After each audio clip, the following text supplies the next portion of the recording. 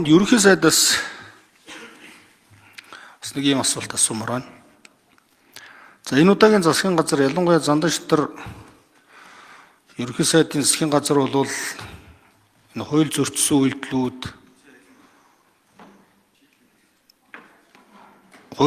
үйлдэлтэд тэмцэх улгай дээрмтэй одоо хэзээч нийлэхгүй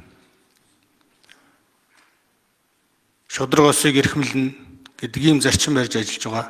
Өөрөө ч ингэж одоо илэрхийлж байгаа. За энэ аймгийн засаг даргууд дээр асуудлууд байна. За хууль зөрчиж томилогдсон асуудал байна. За засаг даргаар томилогдсоноос хууль зөрчөөд ажиллаад байгаа тухай хууль ус шийдвэрүүд гаргаад байгаа тухай хэд хэдэн асуудлууд сонсогдож байна. Зарим нэг нь хууль хяналтын байгууллагуудаар шалгагдаад явж байгаа юм байна.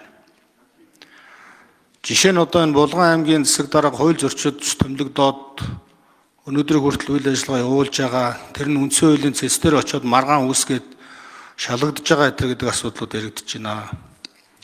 Тэгэхээр зэрэг энэ одоо асуудлуудтай та хэрхэн яаж ажиллах вэ? Ингээ үргэлжлүүлээд явах уу? Эсвэл одоо өөрчлөөд одоо ярьж байгаа шиг энэ зарчмаа бариад явах уу гэдэг нэг юм асуулт асууя. За ер нь хууль тэгшүүлжлэх ёстой. Тийм учраас аймгийн засаг дарга нар альва албан тушаалтнууд хууль зөрчсөн тогтоогдох юм бол хариуцлага тооцоо явна. Булган аймгийн засаг даргын асуудал нь одоо хууль бусаар томилогдсон байт юм. Тэр асуудал нь зэц одоо дээд шийдвэрүүдээ гаргуул тэрнийг дагаж мөрдөл асуудлуудыг хуулийн дагуу шийдэж байгаа. Ер нь зөвхөн аймгийн засаг дарга нарт төдийгүй нийт төрийн албан хаагчид, төрийн өмчт компаниудад ч гэсэн ийм зарчмын шаардлага тавиад засгийн газраас хяналт шалгалтын ажлыг явуулж байгаа.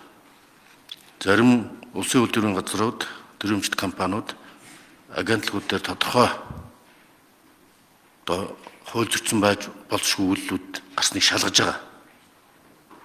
Ингэж одоо хөрөнгө мөнгө шамшигдуулсан хууль зөрчсөн үйлдэлүүд гарвал тухай бүрд нь хариуцлага тооцож ажиллах болно.